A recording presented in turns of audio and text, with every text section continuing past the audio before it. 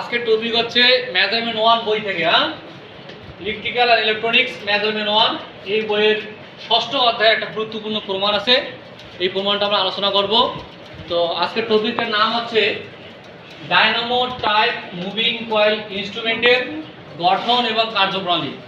আমি রিপিট করতেছি, এই টপিক বা এই কোশ্চেনটা তোমাদের বোর্ড পরীক্ষাও আসতে পারে, আবার বিট পরীক্ষাও আসতে পারে। খুবই গুরুত্বপূর্ণ একটা কোশ্চেন আজকে আলোচনা করবো ইনশাআল্লাহ। তো টপিকটা হচ্ছে ডায়নামো টাইপ মুভিং কয়েল ইনস্ট্রুমেন্টের গঠন এবং কার্যপ্রণালী।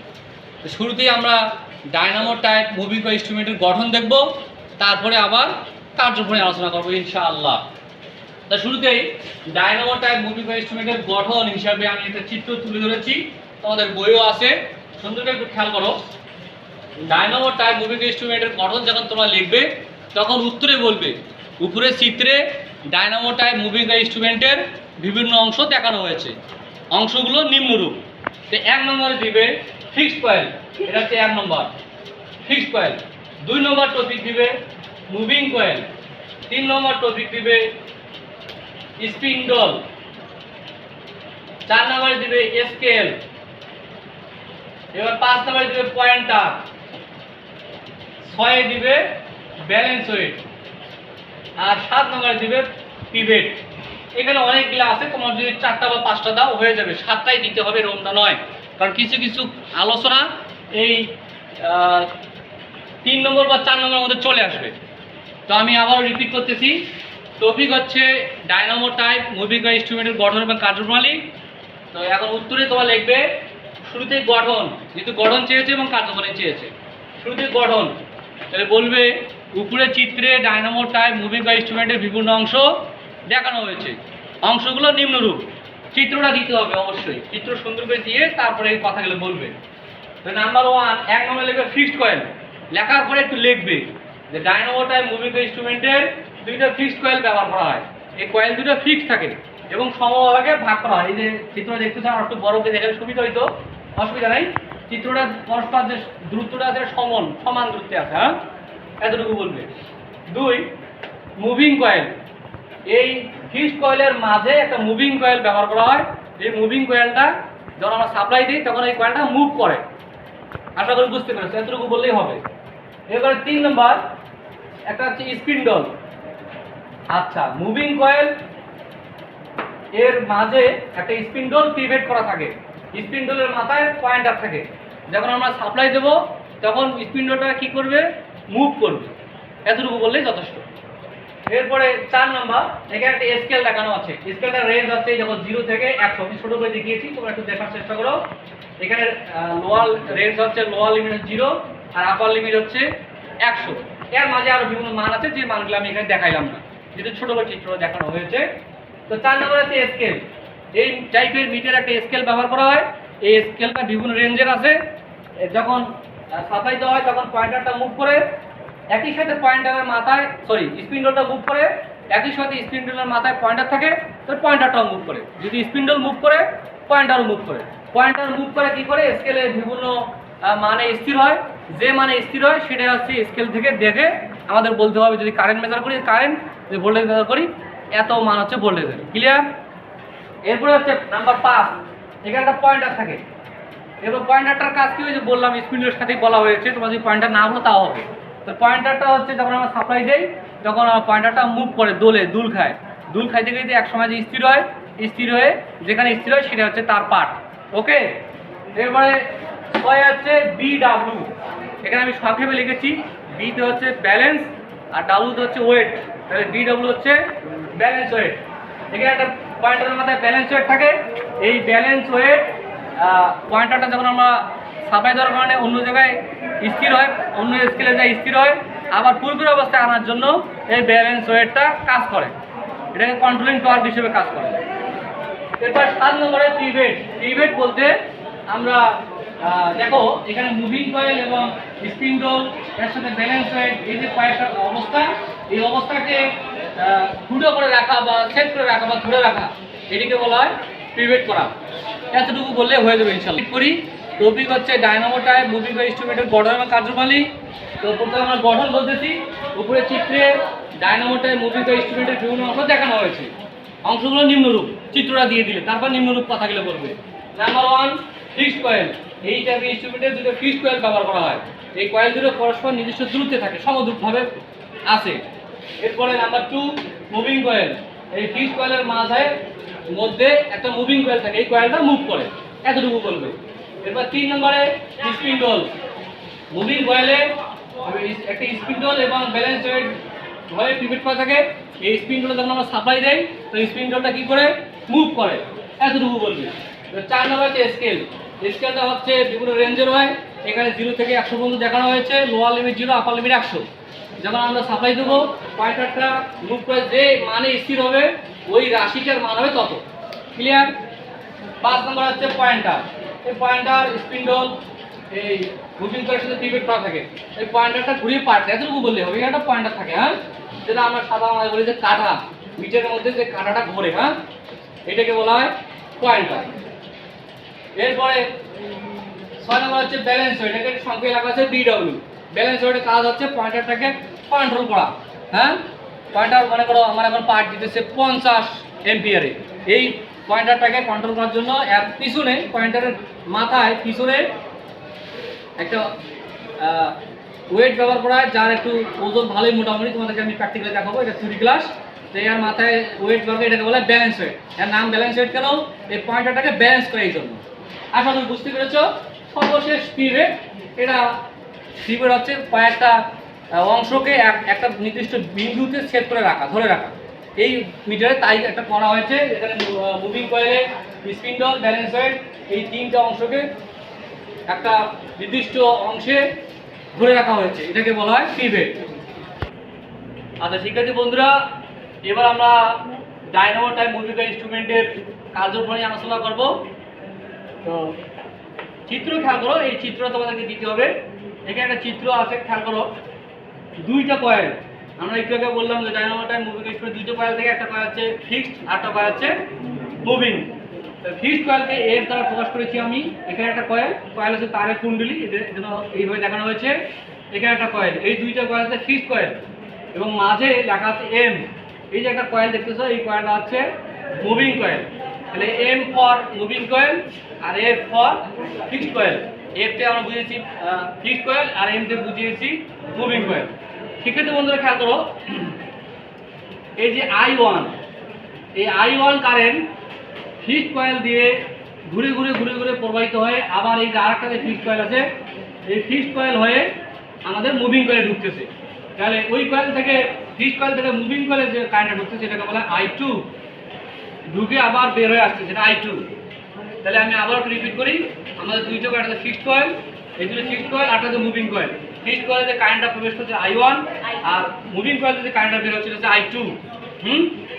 আচ্ছা খেয়াল করো। সেক্ষেত্রে তোমাদেরকে একটা জিনিস দেখো, আমরা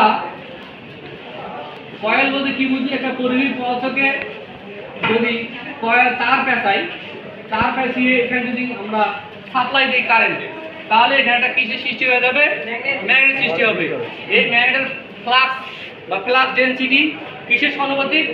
কারেন্টের সমানুপাতিক। কারেন্টের মান যত বেশি হবে ফ্লাক্স ডেনসিটির মান এখানে তত বেশি হবে। কারেন্টের মান যত কম হবে ফ্লাক্স ডেনসিটির মান তত কম হবে, তাই না? আচ্ছা ধরো, তাহলে আমি আবারও বলছি, ধরি এখানে F1, F, F, এই 2টা হচ্ছে ফিক্সড কয়েল আর এর হচ্ছে মুভিং কয়েল। এই I1 current fixed coil F এর মধ্যে দিয়ে প্রবাহিত হচ্ছে আর I2 কারেন্ট মুভিং কয়েলের মধ্যে দিয়ে প্রবাহিত হচ্ছে, তাই না? তাহলে দেখো, এখন আমরা জানি কয়েলের মধ্যে দিয়ে প্রবাহিত ফ্লাক্স ডেনসিটি কারেন্টের সমানুপাতিক। তাহলে আমাদের এখানে কি আসতেছে? Flux density B for flux density. তাহলে B দ্বারা কি বোঝায়? ফ্লাক্স ডেনসিটিকে বোঝায়। ফ্লাক্স ডেনসিটি কার সমানুপাতিক? কারেন্টের সমানুপাতিক। I1 কেন I1 ধরতেছি? যেহেতু ফিক্সড কয়েলের মধ্যে দিয়ে প্রবাহিত হচ্ছে, তাহলে ফ্লাক্স ডেনসিটি I1 এর সমানুপাতিক। তাহলে এখানে কি লেখা যায়? বা সমানুপাতিক তুলে দিয়ে সমান চিহ্ন দিয়েই একটা ধ্রুবক দিতে হয়। ধ্রুবক দিলাম K, তাহলে K I1। ক্লিয়ার? আচ্ছা, তাহলে এখানে ধ্রুবক থাকুক। B সমান আমরা পেলাম K I1। হয়েছে? এখন একটু খেয়াল করো, ডিফ্লেক্টিং টর্ক আর কন্ট্রোলিং টর্ক এর আগে আলোচনা করা হয়েছে। ডিফ্লেক্টিং টর্ককে বলা হয় TD আর কন্ট্রোলিং টর্ককে বলা হয় TC। TD হচ্ছে টর্ক আর DD হচ্ছে ডিফ্লেক্টিং। দেখো টিতে টর্ক, ডিতে ডিফ্লেক্টিং। তো টিডি সমান হচ্ছে ডিফ্লেক্টিং টর্ক। তাহলে আমরা জানি ডিফ্লেক্টিং টর্কটা কি, যখন আমরা সাপ্লাই দেই তখন এখানে এক ধরনের ডিফ্লেক্টিং টর্ক সৃষ্টি হয়। এই টর্কের কারণে পয়েন্টারটা মুভ করে, এইটাকে বলে ডিফ্লেক্টিং টর্ক। তো ডিফ্লেক্টিং টর্ক সমান আমরা জানি ডিফ্লেক্টিং টর্ক, যেহেতু আমরা ডিফ্লেক্টিং টর্কটা কার বের করবো, এই মুভ করতেছে কোনটা, ডিফ্লেক্ট করতেছে কোন কয়েল, মুভিং কয়েল। এই জন্য মুভিং কয়েলের ডিফ্লেক্টিং টর্ক হবে। আর ফিক্সড কয়েলের ডিফ্লেক্টিং, আমি আবারও বলতেছি, ডিফ্লেক্টিং টর্কটা আমাদের মুভিং কয়েলে হবে, কারণ মুভিং কয়েলের সাথে পিভেট করা আছে স্পিন্ডল, তার সাথে আবার আছে পয়েন্টার। যখন আমাদের মুভিং কয়েল মুভ করে ডিফ্লেক্ট দেয়, তখন স্পিন্ডলটা ডিফ্লেক্ট দেয়, এই আবার সরে যায়। একই সাথে যেহেতু পয়েন্টার আছে, পয়েন্টার সরে যায়। হ্যাঁ, তাহলে ডিফ্লেক্টিং টর্ক আমরা সমান কি লিখতে পারি, আমরা জানি ডিফ্লেক্টিং টর্ক সমান বল ইনটু দূরত্ব বা এই কয়েলের প্রস্থ। এই ডিফ্লেক্টিং টর্ক সমান আমি ডাইরেক্ট লিখতেছি, মনে রাখবে এন ডিল আই এল। এই আইটা যেহেতু মুভিং কয়েলের জন্য, এই আই এর মান হবে I2 L ইনটু হলো এর প্রস্থ বা দূরত্ব। এই কয়েলের প্রস্থ হচ্ছে B আর দূরত্ব হচ্ছে L। হ্যাঁ, এখানে দূরত্ব হচ্ছে L আর প্রস্থ হচ্ছে ছোট স্মল b। তাই টিডি সমান লেখা যায় N B আবার B। এটা হচ্ছে বল, এটা হচ্ছে প্রস্থ। ঠিক আছে, I2 টা কেন, যেহেতু মুভিং কয়েলটা ডিফ্লেক্ট দেখাবে, এই জন্য I2। ক্লিয়ার? তাহলে এখন এটা একটু দেখো, আমরা বি এর মান এখানে বের করছি। বি এর মান হচ্ছে K1 KI1। তাহলে KI1 এর মান আমি ওখানে তখন বসাই দেবো বি জায়গায়। কি লেখা যায় N KI1, আর কি দেখতেছে I2 দেখতেছে, L দেখতেছে, B দেখতেছে। ঠিক আছে বন্ধুরা, একটু লক্ষ্য করো, এর হচ্ছে কয়েলের মধ্যে যে প্যাক সংখ্যা। তো যখন আমি কয়েলটা বা মিটারটা ডিজাইন করলাম, তো তখন যে প্যাক সংখ্যা দিলাম 1000 বা 100 বা 500, যে পাক সংখ্যা দিলাম, এই পাক সংখ্যা ফিক্স থাকতেছে। এই কয়েলের প্যাক সংখ্যা চেঞ্জ হবে না। একই সাথে কি তো ধ্রুবক, I1 আর I2 কম বেশি হতে পারে। I1 আর I2 কোথা থেকে পাবো, আমি যে সাপ্লাই দিতেছি, কখনো সাপ্লাই দিলাম বেশি, তখন I1 এর মান I2 এর মান বেশি। কখনো সাপ্লাই দিলাম কম, তখন I1 আর I2 এর মান কম। আর এর তো হলো যে আমি ডিজাইন করেছি কয়েল, কয়েলের দৈর্ঘ্যটা নির্দিষ্ট আর প্রস্থটাও নির্দিষ্ট। তাহলে এখানে কি কি নির্দিষ্ট, L নির্দিষ্ট, B নির্দিষ্ট, K নির্দিষ্ট, L নির্দিষ্ট, তাই না? তাহলে আমরা এখানে ধরতে পারি বা লিখতে পারি, হ্যাঁ, এই নির্দিষ্ট সমান K2 I1 I2। আশা করি তোমরা বুঝতে পেরেছো। তোমরা লিখে দিবে K2 সমান NK LB, এখানে লিখে দিবে উপরে, দেখো এই তাহলে K2 সমান NK LB।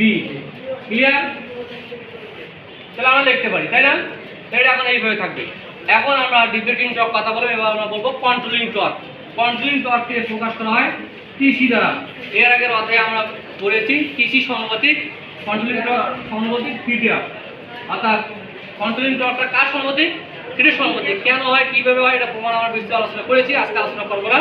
তাই আমরা এখন মনে রাখবো যে কন্ট্রোলিং টর্ক থিটার সমানুপাতিক। তো সমানুপাতিক যদি তুলে দিই, কি লেখা যায়, টিসি সমান হলো K2 ইউজ করছি, K1 এখানে লিখি, হ্যাঁ, K1 থিটা। বুঝা গেছে? এখন দেখো, আমাদের একটা নির্দিষ্ট সময় পরে পয়েন্টারটা স্থির হবে। কখন স্থির হয় পয়েন্টার, আমরা এর আগে আলোচনা করেছি, যখন ডিফ্লেক্টিং টর্কের মান এবং কন্ট্রোলিং টর্কের মান সমান হয়, তখন পয়েন্টারটা কি হবে, স্থির হবে। তো এখন ধরো, যখন আমার পয়েন্টার স্থির, কোথায় লাগবে, উপরে লেখা যায়, যখন আমার পয়েন্টার স্থির, তোমার লিখে দিবে পয়েন্টার স্থির অবস্থায়, বা যখন আমার পয়েন্টার স্থির, তখন টিডি সমান টিসি, ডিফ্লেক্টিং টর্ক সমান কন্ট্রোলিং টর্ক। তো ডিফ্লেক্টিং টর্কের মান কি পাইছিলাম, K2 I1 I2, মানটা বসাই দেই, K2 I1 I2। আর টিসির মান কি পাইছি, K1 থিটা, তাই না? নিচেগুলো আমি মিশাই দিই, তোমরা যেহেতু দেখেছো আমি নিচেগুলো মিশাই দিলাম। এখন আমরা যদি সমাধান করি, থিটার মান বের করবো। থিটার মান বের করলে কি হয়, দেখো থিটার মান যদি ঠিক রাখি, তাহলে ওই দিকে K1টা এদিকে যদি ভাগ হয়, তাই একই কথা, K2 ভাগ হলো K1, একসাথে থাকতেছে I1 I2। এই K2টাকে ধ্রুবক সংখ্যা, K1টা ধ্রুবক সংখ্যা। ধ্রুবক সংখ্যাকে ধ্রুবক সংখ্যা ভাগ করলে ধ্রুবক সংখ্যায় পাওয়া যায়, এটাকে ধ্রুবক সংখ্যা। তাহলে কি লেখা যায়, এই ভাগ থিটা সমান হচ্ছে K I1 I2, তাই না?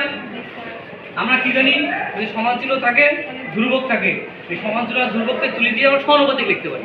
তাহলে অতএব থিটা সমানুপাতিক I1 I2। ঠিক আছে বন্ধুরা, এখান থেকে আমরা কি বুঝতেছি যে দ্বিতীয়টা হচ্ছে I1 এবং I2 কারেন্টের গুণফলের সমানুপাতিক। এই I1 কারেন্টটা প্রবাহিত হয় ফিক্সড কয়েল দিয়ে, I2 কারেন্টটা প্রবাহিত হয় মুভিং কয়েল দিয়ে। এই দুই কয়েলের কারেন্টের গুণফলের সমানুপাতিক থিটা। অর্থাৎ থিটা মানে একটা পয়েন্টার তখনই বিক্ষেপ দিবে যখন দুই কারেন্টের গুণফলের সমান হবে। তাহলে এখান থেকে কি বোঝাচ্ছে, ফিক্সড কয়েল এবং মুভিং কয়েলের অর্থাৎ I1 এবং I2 কারেন্টের গুণফলের সমান হচ্ছে পয়েন্টারটা বিক্ষেপ দিবে। থিটাটা হচ্ছে বিক্ষেপ কোণ, হ্যাঁ, পয়েন্টারের বিক্ষেপ। পয়েন্টার জিরো থেকে যদি এটা পয়েন্টার হয়, এটা স্কেল, এটা জিরো, এটা হলো 100। তো সাপ্লাই দেওয়ার আগে পয়েন্টারটা এখানে জিরোতে আছে, সাপ্লাই দিলাম, এখন আমার পয়েন্টার এখানে পাঠ দিল 50-এ, এই পয়েন্টার পাঠ দিল 50-এ। পূর্বের অবস্থা এবং পয়েন্টারের বর্তমান অবস্থা, এই দুই অবস্থার যে কোণ সৃষ্টি হয় অ্যাঙ্গেল, এটা হচ্ছে থিটা। এটা কি পরিমাণ সৃষ্টি হবে সেটা নির্ভর করবে ডায়নামো টাইপ মুভিং ইনস্ট্রুমেন্টের ক্ষেত্রে এই দুই পয়েন্টের কারেন্টের গুণফলের সমানুপাতিক। এইভাবে এই মিটারটা কাজ করে। অথবা তোমার প্রমাণ আসতে পারে, প্রমাণ করে যে ডায়নামো টাইপ মুভিং ইনস্ট্রুমেন্টের ক্ষেত্রে থিটা সমানুপাতিক I1 I2। তাহলে তোমরা এটা দিলেই হবে ইনশাআল্লাহ। হ্যাঁ, তা আশা করি তোমরা বুঝতে পেরেছো। এরপর তোমাদের প্রশ্ন থাকে তোমরা আমাকে জিজ্ঞাসা করতে পারো কমেন্টের মাধ্যমে।